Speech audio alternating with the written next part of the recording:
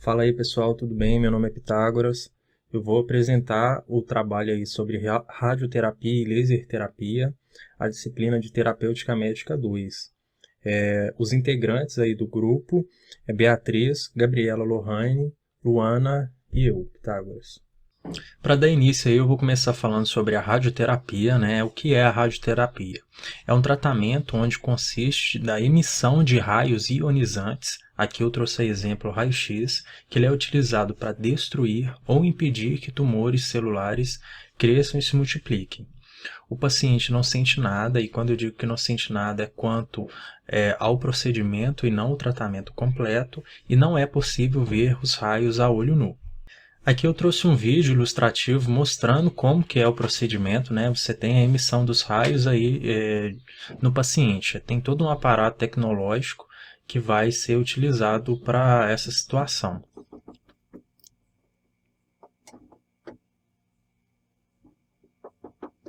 Existe também uma equipe por trás que vai ficar por conta de dimensionar onde os raios vão incidir, né? Então, aí, quais são os benefícios para o paciente fazer uso da radioterapia? Você pode ter melhora na qualidade de vida do paciente, você pode ter o controle do câncer e a cura do câncer. Ela pode ser também utilizada em associação com a quimioterapia. E quando eu digo melhoria na qualidade de vida, você pode pensar, por exemplo, se o paciente tem um tumor limitante e você faz o uso da radioterapia para regredir esse tumor para melhorar a qualidade de vida do paciente. E os efeitos colaterais, então?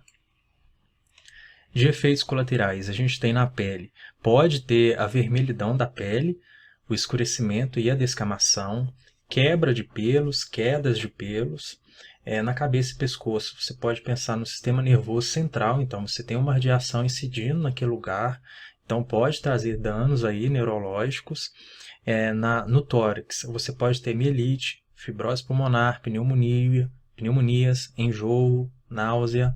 No abdômen, você pode ter alteração do ritmo intestinal, impotência sexual e cólicas. Em criança, você tem que pensar que a criança está numa fase de desenvolvimento. Então, quando você incide com uma radiação na criança, pode ser que ela tenha maturação precoce dos tecidos. Por exemplo, nas epífises ósseas, você pode ter a condensação ali das epífises ósseas, calcificação, impedindo o crescimento adequado aí do paciente. E os cuidados então com a pele irradiada. A gente deve ter uma ingesta hídrica aí de 2 a 3 litros por dia. Os hidratantes são necessários após as sessões. E quanto aos banhos, evitar os extremos, nem muito quente, nem muito frio. Usar sabonete neutro aí para evitar componentes químicos indesejados e evitar a exposição solar. Os tipos de radioterapia, a gente tem principalmente as eletromagnéticas, que vão se dividir em braquiterapia e teleterapia. A teleterapia é quando você tem a emissão da radiação em um ponto distante aqui no paciente. Existe uma distância entre a emissão e o paciente. As aplicações elas podem aqui serem diárias. Já na braquiterapia, você tem o contato direto com o foco emissor da radiação com a lesão. Isso pode ser feito por meio de catéteres, por exemplo. Aí, nesse caso, é necessário ser feita anestesia e, por se tratar de um tratamento invasivo, não deve ser feito todos os dias e vai ser feito semanalmente. As etapas do tratamento consistem na consulta, programação do tratamento, a física média e a aplicação. Isso falando da teleterapia.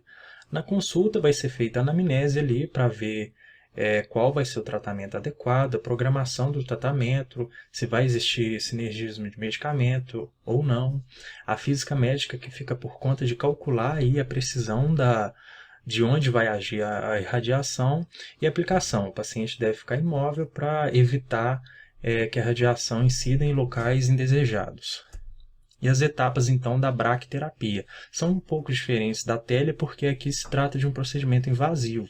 A consulta médica é similar, vai ser estabelecido o tratamento, o diagnóstico, enfim. Depois ele passa pela consulta de enfermagem, que vai instruir ele quanto aos cuidados que devem ser tomados. A consulta com o anestesista é importante por se tratar de um procedimento invasivo, então a avaliação do anestesista também é importante e a aplicação.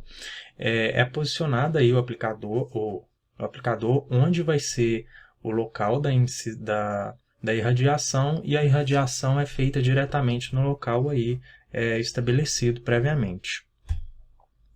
As indicações. A gente tem como tratamento definitivo de tumores localizados, tratamento complementar às cirurgias, tratamento de metástases e controle de sintomas. Já as contraindicações, a gente tem que pensar que o paciente ele tem que sair de uma condição melhor na qual ele chegou, senão não faz sentido o tratamento.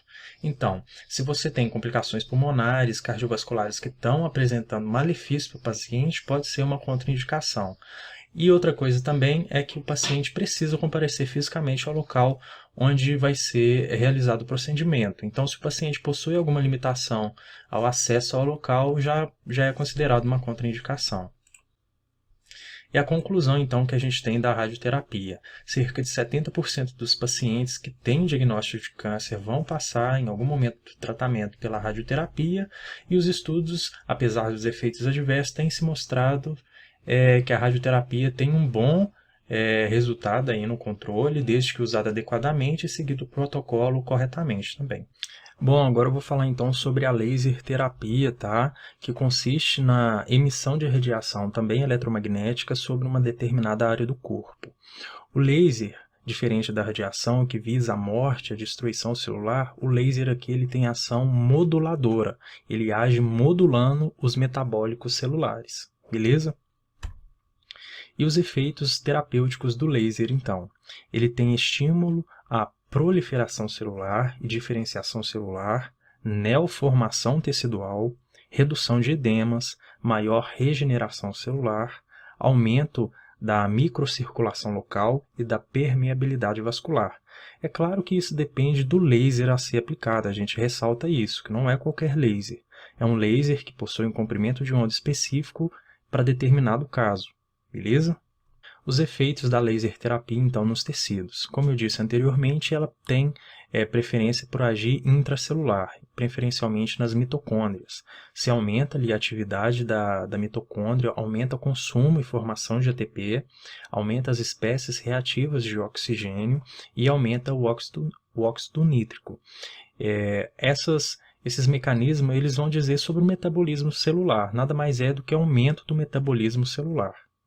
Falando sobre os tipos de laser, então, a gente tem o laser, ele pode ser cirúrgico ou não, ele pode ser contínuo ou pulsátil, e o meio ativo dele pode ser um gás, um sólido, líquido ou algum outro semicondutor. Ele pode ser também pontual, pode agir em contato direto com a pele, em contato indireto com a pele, e ele pode agir também na borda da lesão. Aqui estão alguns exemplos aí de laser que existe. Não vai dar para falar todos. Depois, quem tiver interesse, dá um pause aí e lê todos. Mas, exemplo aí, você tem o laser CO2, laser de neodínamo, ítrio de alumínio granada, laser de argônio, enfim. São vários tipos de laser que tem aí no mercado. E as indicações, então, da laser terapia vai depender da demanda do paciente. Por quê? A gente tem que ajustar o comprimento de onda, a potência do laser, a gente tem que ver o tecido a ser tratado, a absorção de laser por esse tecido a ser tratado, a frequência de pulsos por segundo, a duração de pulsos, a quantidade de energia aplicada, o modo de entrega também do laser, a distância, enfim, são vários fatores que vão inferir aí na escolha do laser a ser usado na terapia. É claro que a gente deve sempre procurar um profissional devidamente qualificado, né? Agora, falando das principais indicações da laser terapia, ela tem ação analgésica anti-inflamatória em lesões de pele, tratamento de queimadura e alopécia, estimula a cicatrização em tecidos moles, ela pode ser usada também em procedimentos odontológicos, e pode ter também um efeito bactericida e fungicida. Agora, então, falando sobre as contraindicações da laser terapia. Eu vou falando em sequência, tá? Gestantes, em neoplasias, em tecidos isquêmicos, sobre processos infecciosos, epilepsia, área hemorrágica, sobre glândulas e linfonodos, feridas abertas, em áreas de marca-passo, sobre lesões clínicas não diagnosticadas, né, lesões que não possuem diagnóstico fechado, e epífise de crescimento ósseo. Aqui a gente trouxe uma atualização, né, que é a portaria 526 de 24 de junho de 2020, na qual inclui a laser terapia como tratamento de lesões de mucosa bucal. Beleza? Conclusão, então, que a gente tem sobre a laser terapia. A gente vê um grande potencial terapêutico da laser terapia, tá? Depende de padronizações e mais estudos. Quanto mais a gente dominar a técnica, melhor vai ser a aplicação. E a literatura nos indica que o procedimento para cicatrizações de feridas ainda está em implementação. Então, não é uma coisa ainda certa. Essas são nossas referências. E é isso aí.